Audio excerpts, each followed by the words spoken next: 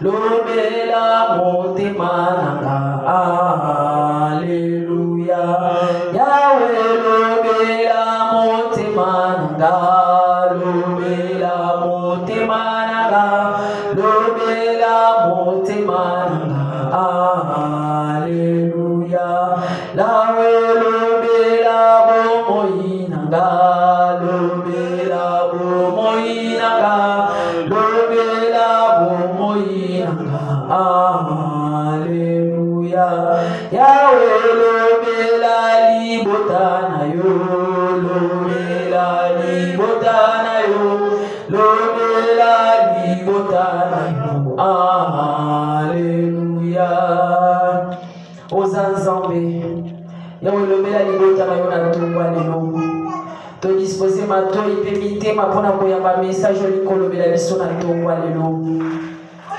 Totiki mosali na maboko na yo aza mwana na moto ye moko akokiti yawe salela ye puissama loba po ete bomoi na biso yeba na kobika totiki ntango ezala epai na yo nzambe ya bomoi nyonso eza yo te ezala renversé par au nom puissant de Jésus-Christ loba po ete toyeba na kobika nyonso mpona lokumu na yo nzambe oyo ya solo mpe ya bomoi nde tolobi merci Seigneur Jésus-Christ. Merci Seigneur Jésus.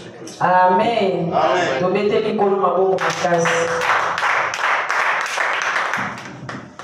Amen. Amen. Tovandi na kombo na Yesu Masia.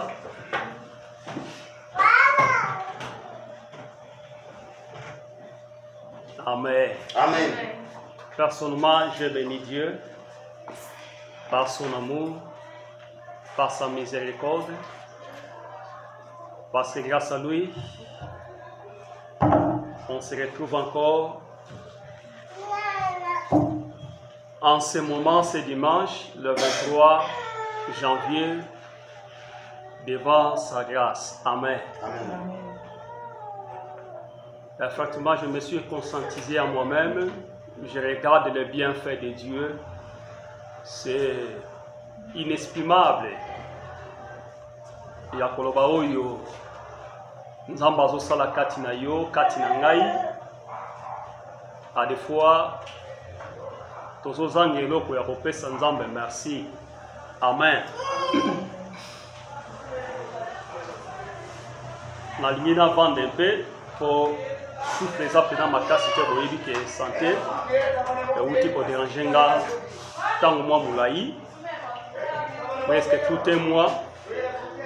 Donc nazosala effort par la grâce de Dieu ya koloba oyo nzambe aza kotia kati na biso. Amen. Yango nakozala pena tia pena matoli na yo nakoganga makasi te nakoloba pena malembe de façon ke oyoka ngai oni nzamba abongisi mpo na yo na oni nzamba abongisi mpo na ngai. Amen. Amen. Nasambeli lisusu nzamba alola ofungolaka lola inikima mpona baoyo ya yo mpe baoyo oponaki mpo obengaki olobaki moko te akoki koya epai na yo soki obengi ye te. Papa obengaki biso mpo obengi biso na ntongo ya lelo toye na ndako na yo mpo toyoka yo oyo epai na yo ozalaka na baconseil moko Seigneur oyo tozwaka yango epa bato ya mokili te. Mais tu trouveras seulement ta bonté à travers l'aide ya Saint-Esprit. Molimo ya Nzambe, obengaki moto moko na kati na esiko na tongo lelo a 20. Yo bongisaki eloko ya malamu, ya motuya, de manière que tozala sauvé, pe tozala béni. Na kombo na Yesu, oyo azali Nzambe, dans l'ensemble, tolobi Amen. Amen. Ok, tu acclames encore une fois de plus pour la gloire. Alors, avant que je commence, j'avais dit que j'aimerais mieux que tu m'entends très bien parce que j'ai quelques minutes. Je n'aurai pas le temps de dire une heure. Si Dieu me fait grâce, 30 minutes. Amen. Amen. Nalinyo yoka voix nzambe atongwa lelo. Amen. Amen. Oyoka mongonga nzambe. Oyoka mongonga nzambe. Nangisu lelo ka mongonga nzambe. De manière qu'on la béni. Tozolo bela thème moko. Eza phrase moko eza moke. Ce que je peux faire oyo nakoki kosala. Nakoki kosala nini? Okoki komituna question. Nakoki kosala nini? Mama nyonso nazolo ba papa te, mais nazolo ba mama nyonso parce que maman mtaki na kobota. Amen. Mama nyonso tanga zobota mwana na ye, ata mama na zandoki, mais lingaka mwana wana lobi soki akoli asala eloko malamu. Alléluia. Abosa na nanu ke ya zandoki, mais aboti mwana aza ko se prétendre que mwana na pelobi akotisa ye classe. Mwana na pelobi atanga. Mwana na pelobi azala moto. Ce que je peux faire, oye sengeli na sala, na kosala nini na vie? Na vie, ezala makambo mibale mutu akoki kosala. Première chose, mutu faut à reconnaître nzambe oyo asali ye. C'est ça la première cause et la première bite que l'homme doit se faire. Alléluia. Pour reconnaître que lelo soki naza na bomoi, lelo soki naza na vie, eza papa abotinga te, eza maman kwa keno bimisanga te. Mais il y avait un Dieu, alléluia, qui a permis, qui a donné la force de manière que maman tanga ke ko pondre ngai. Maman a pondre ngai na ndenge ya malamu, maman bana kolekte ngai, nakola, natanga klasi, nazwa maturité, nakoma moto, lobi pena sala quelque chose. Mais dans tout cela, ce qu'on a dit très bien, ezaka ka volonté yanzam. Alléluia. C'est ça la première chose, que l'homme ne doit pas s'échapper dans sa vie. Il doit se reconnaître que la première catégorie, oyo ngai nakoki kotosa na bomoi na nga eloko liboso nzambe. Quand nous avons Jésus, je parle le Dieu qui a fait les cieux et la terre. Oyo Bible bengi na Ancien Testament, l'Éternel Dieu des armées. Amen. L'Éternel Dieu des armées. Oyo Ancien Testament et benga kayendeni wana. Bon manini. Likolo nase nzambe mutadirishaka yango. Alléluia. Atana se awa sous prétexte qu'il y a l'État. Mais en réalité, ce n'est pas l'État qui dirige, c'est Dieu qui dirige. Alléluia. Quelque part, parce que toute autorité vient de Dieu. Alléluia. C'est-à-dire, autorité nyonso, mokonzi nyonso, atabiso toboyi, mais ce qui est en na dessin en Zambé, que ça soit grandeur na ye, que ça soit buzoba na ye, que ça soit ndenge yazali, mais le kole komama na préscience en Zambé, il devait se passer dans tel chemin. Nous ne pouvons jamais y retirer en haut. Alléluia. Voilà pourquoi je vais vous faire ce matin quelque chose de la part de Dieu. Dans notre vie, telle que nous sommes, Dieu est la première personne que nous devons lui doit du respect dans notre vie. Et sengeli tope saye, ba honneur na ye. Et sengeli tope saye, lokumu. Et sengeli to agréé ye. Nabomo inabiso. Oyebi, si vous pouvez comprendre que nzamba zana bomo ikuta na ba problème. Alléluia. Soki ole omeli olati atabazo biso makamanzambe, tu peux le bouder. Alléluia. Mais que comme ma place moko oko boudete. Okomo lukakutu ke mutaye bisayo oyamba Yesu. Alléluia. Okomi ko lukakutu ke ça dit que ko forcer mutu. Omoni pasteur. Je sais un jour. Donc, il y a qui na hôpital moko, que moi aussi je me sentais mal. Mais ndeko moko ya moi aussi, baye na yewana moi été. Alors, te même biso aki ba africain, yé pas africain le kolangai. Ba nindele bazana, bon ba batakiri, amen. Ba nindele bazana kiri, mais biso akiri était biso ke na rapport osunga. Mais bango ba vendre na bazo telle action des elika a. Moi ça komi bambamba. Azo komi bambamba et j'ai compris que ali tension, peut-être équité, peut-être émati. Alors il faut le secourir. Natala qui n'est pas maladité, mais je le fais quelque chose. Alléluia. na memi tina étage na matina ye, mais moi aussi je me sentais mal, j'étais dans l'hôpital. Amen. Na memi na ke ko beta porte ya ba docteur de façon que ba kipe kawa. Alléluia. Mais tant on a memi na zo kitisa ye, elle m'a dit que pasteur, prie pour moi. Alléluia. Peut-être il y a koye banga, peut-être nga pena koye ba été, mais la circonstance de kutani. Abi bonde la ponanga. N'alobaki un mot par rapport à la foi na ye. Alléluia. Je n'ai pas fait de prière longue. J'ai dit Seigneur, loko la sengi tika kondimane sa ni et pour que ça me l'aille. Bien aimé, je vous dis, ce sont des choses réelles. Ma femme était là. Après quelques minutes, ndeko mwasi ba betena mutongate mais akiti n'étage yemoko. Alléluia. Amen. Nous avons un Dieu. Soki ozotanzambe nesika na ye, Dieu va te faire des grandes choses. Oyo même ibomoto na yo, oyo même ipense na yo, misu na yo, okoki kokamwa likambo yo sali, mais ezali par rapport, il y a dimension, il y a supériorité, oyo pesa ke pa nzambe, nzambe akoyokisa yo solitaire. Et dans la vie chrétienne, nous marchons dans la parole de la déclaration. Alléluia. Il arrive, dans la citation, tu peux faire de longues prières.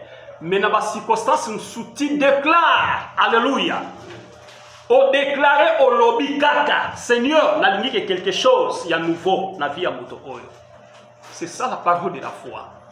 Et quand on déclenche un mot, on appelle que cette parole doit faire quelque chose de nouveau na kati na vie ya moto oyo. Alléluia. Amen. Alors, na lingina kalisa biso nzambe oyo asala likolo pa sala mabele.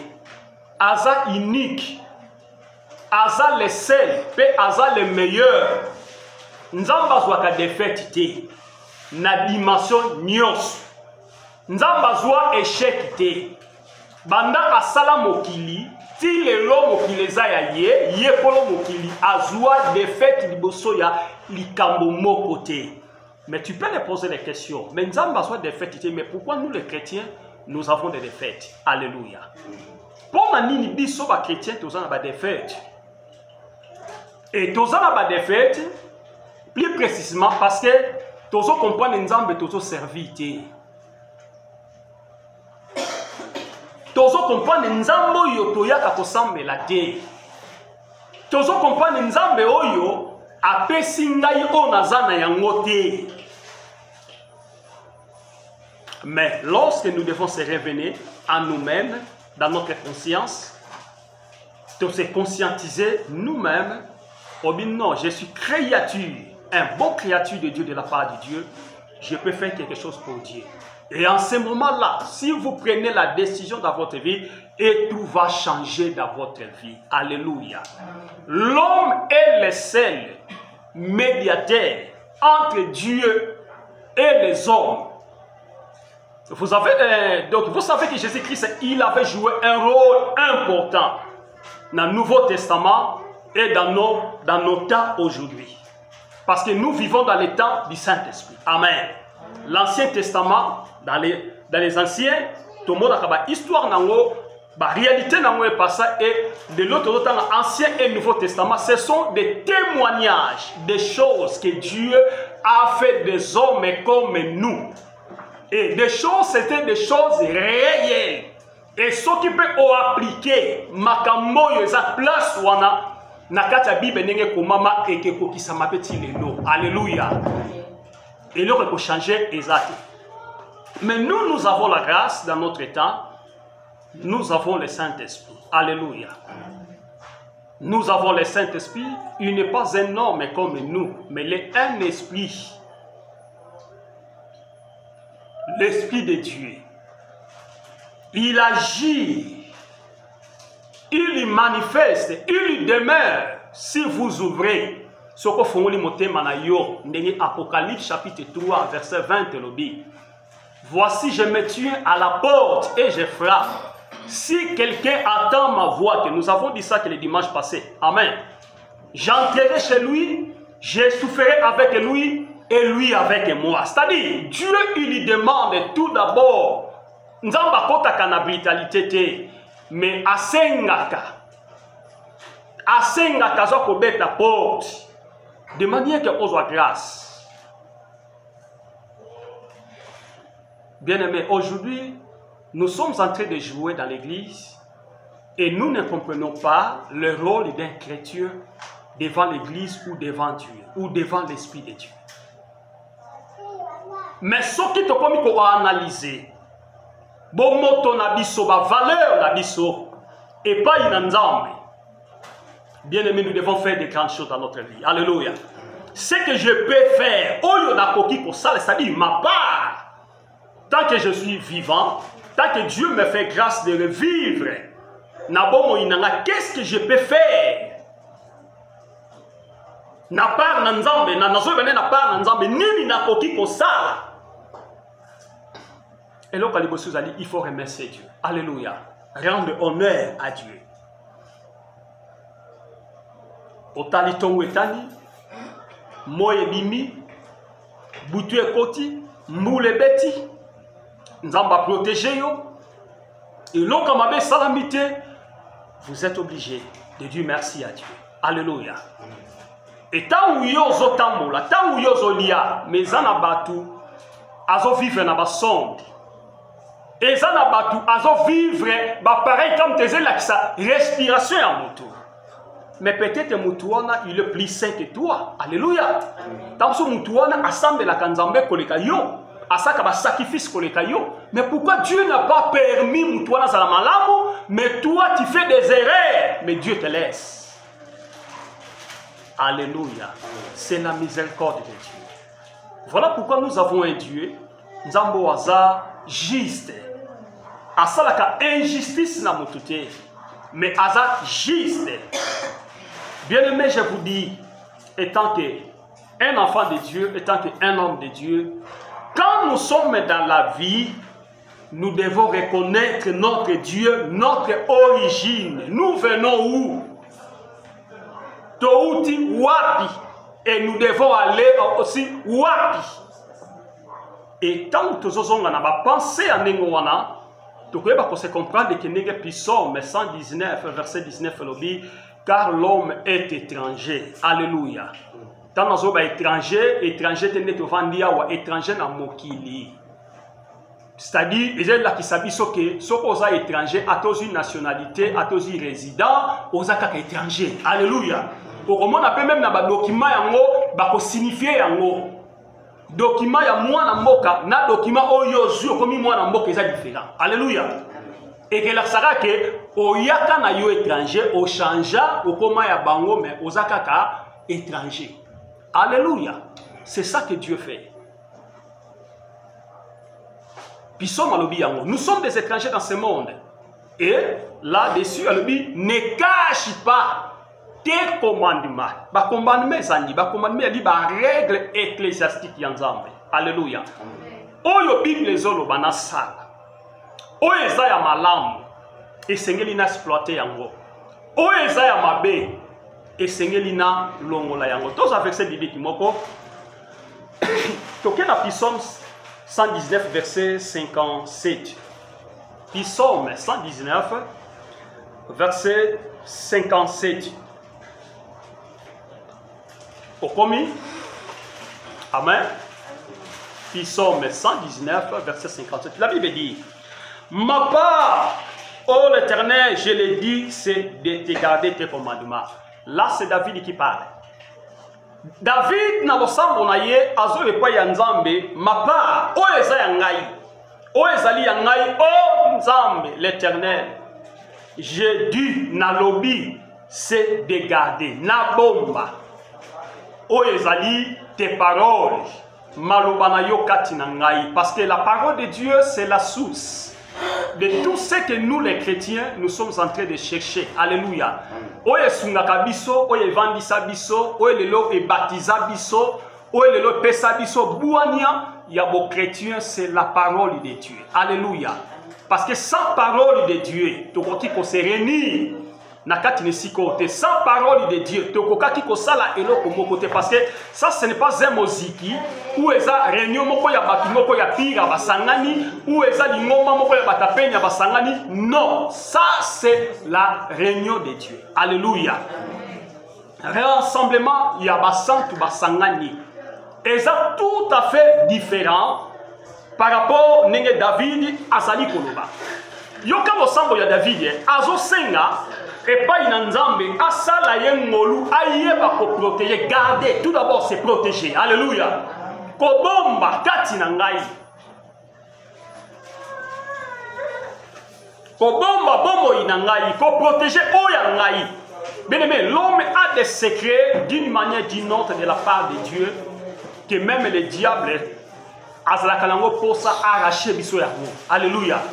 Azalaka posa même a tromper biso na yango. Parce qu'il sait la valeur de l'homme auprès de son Dieu, parce qu'il savait la grandeur de l'homme auprès de son Créateur. Alléluia.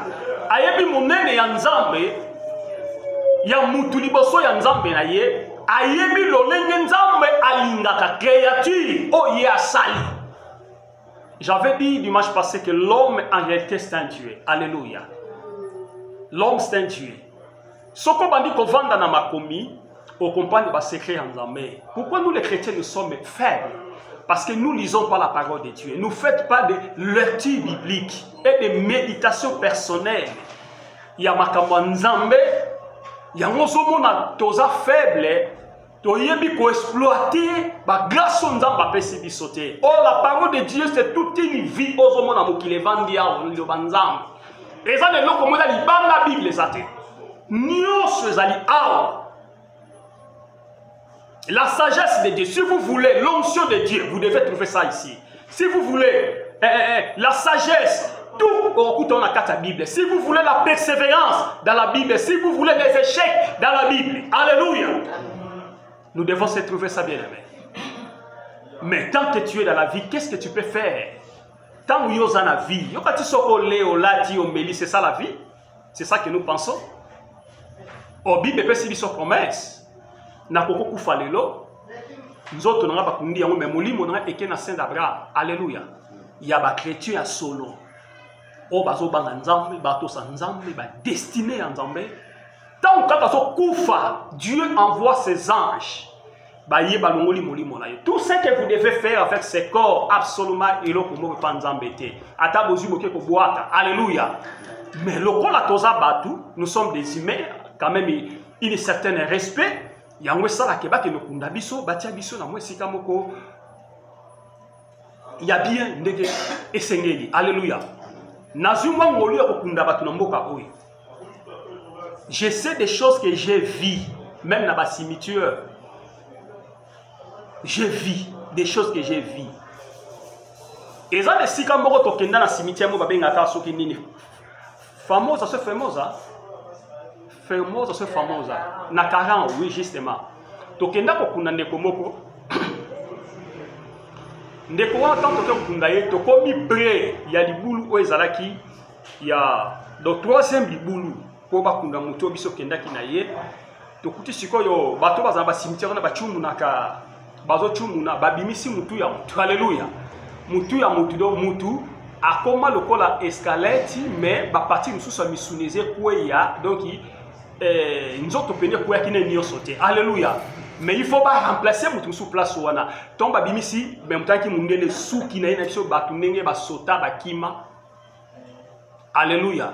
Na batu mususu bazonga place pour la kati. Alléluia. Pour te dire que l'homme n'est que chair. Alléluia. Nzoto yo eza mabele. Et Dieu ne m'a jamais. Il a dit que l'homme a outé na mabele a kozonga na mabele. Alléluia. Bien-aimé, ne se sogeille jamais dans la vie et qu'on se donne na babilo ko eza ba fictilité tant ko za na vie. Nzamba pesa ka mutu nyonso tango na ye, moment na ye, époque na ye à vivre, à reconnaître qu'il y a un Dieu. Wate soki na le, na tondi, na meli, na vimbi tolo, na beti saki, na mouki c'est ça la vie. Non, il y a un vie après la mort. Alléluia. Il y a un vie après la mort. Après beaucoup de vie, ça dit. Onzambe a réservé. Et c'est la parole de Dieu et les choses doivent s'accomplir dans notre vie. Il ne faut pas oublier ça, bien-aimé. Alléluia.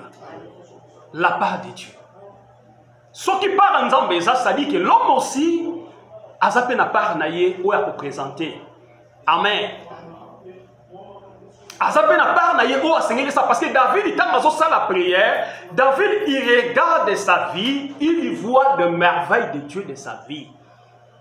Alors, tu as merveille, de bonnes choses, on zamba sali po naïe. Mais azo senga que nabo sanate na vie nanga que te garde ta parole. Oh, mutusoki atamboli na nzambe, mutusoki abombili lo banzambe, c'est toute une richesse de génération à génération. Alléluia. Moula na moula. De génération à génération et loko wana semence wana et que banda ko bima na famille na yo. Et que gloire au Seigneur, un jour, que mon enfant à Kinshasa, baké l'église moko, tangazoko takaka, un homme de Dieu, il a prophétisé de sa part. Amen. Abimwa nazan elemba kozamosali na nzambe. Gloire au Seigneur, il a parlé de pona mwana nanga. Amen. Donc c'est-à-dire la semence on nzamba tiaka kati na biso. Na mouton nzamba pesi soki au conserver le koana malam et le koana comme de génération à génération. Amen. Ata yo koufi, mwana na ya koufi, mwana na kobota pasteur, mora kobota prophète, mora kobota docteur, mora kobota nani, c'est-à-dire la richesse de Dieu. Soko tali même histoire ya Jésus pour Jésus bota ma ba parenté na ye ba koko na ye, ce sont des hommes de Dieu. Alléluia. Jésus abima et pas na Marie à 20 ans. Abima c'est par la promesse et puis bah quand on a eu sont allés généalogie n'engue bibe tangi au comment que abima na libota ba pakanote. Alléluia. Mais abima na libota oh il y avait la promesse de Dieu. Et la promesse de Dieu ne ment jamais dans notre vie. Nous devons les conserver. Koleka mong, koleka diplôme na ngana tangi. Tant au temps, on a diplôme, mais diplôme est le bakaté. Amen.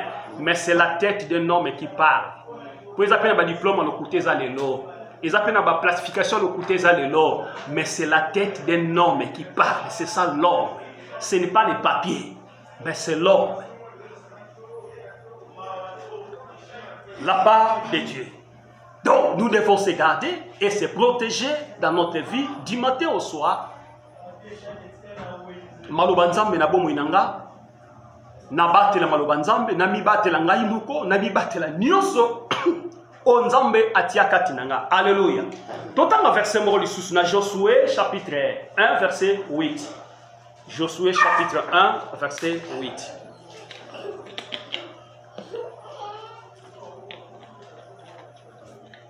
Ce que je peux faire o Seigneur ina sa quand nous en avons bomo. Josué chapitre 1 verset 8. La Bible dit que ce livre de la loi que m'a commis oya mibeko et sengeli elongwate liboso na ngai mena yeba kotanga yango mokolo pe na butu pour agir fidèlement selon tout ce qui est écrit car c'est alors que tu auras du succès dans tes entreprises et alors que tu réussiras. Alléluia. Josué chapitre 1 verset 8, la Bible dit que ce livre de la loi ne s'éloigne pas de ta bouche, mais médite-le jour et nuit. Alléluia. Alors bitam na koyeba ko méditer maloba oyo na mokolo pe na butu, babi c'est alors que c'est alors que nous avons agir fidèlement selon maloba oyo ndenge ekomami et nanzela na yangonde ekoyeba ko mema succès na o nyonso nga na kosala lokola ba entreprise à tes entreprises c'est quoi? Tout ce que je peux penser de faire. Alléluia. je propose de faire quelque chose, je propose de faire une commerce, je propose ya koluka musala. Bible lobi nanzela na yangonde na koyeba kozwa succès na entreprise nanga, c'est-à-dire na ba projet na makambo nyonso naza nango pour ça. Parce que la première chose que j'avais respecté la loi de l'Éternel. Alléluia. C'est ça la loi de l'Éternel, c'est toute une vie où elle se permettre. Et toi et moi, il y a s'allonger fidèlement dans la parole de Dieu, de reconnaître de manière que nous sommes, de reconnaître l'Éternel, l'Éternel des armées, les seules personnes qui peut introduire, qui peut, c'est-à-dire il y a changer vie nabiso ezaka kanzambe. Alléluia. Et ça n'a pas tout na vie batroka bango. O eza ya bango me batroke bango, batroke ye pona nini pona ba faiblesse. Alléluia. Et ça n'a pas tout mususu comme tana ye, on zamba visiter ye tellement kazali est trop occupé, tellement que aza trop appris. C'est-à-dire na vie na ye ali même pas na temps ya ko servir nzambe. Et le diable aye atroqué yango. Alléluia. Ezalaki na mutu moko abandaki kosala na compagnie moko. Tanga abandaki kosala na compagnie, mokonzi oyo aye atali capacité na ye eza ko correspondre te. Voilà na très bien. Amen. Atali que place yaza eza ko correspondre te. Alors asala kinini, asali appel. A des ans penazo luka un licencié na droit économie.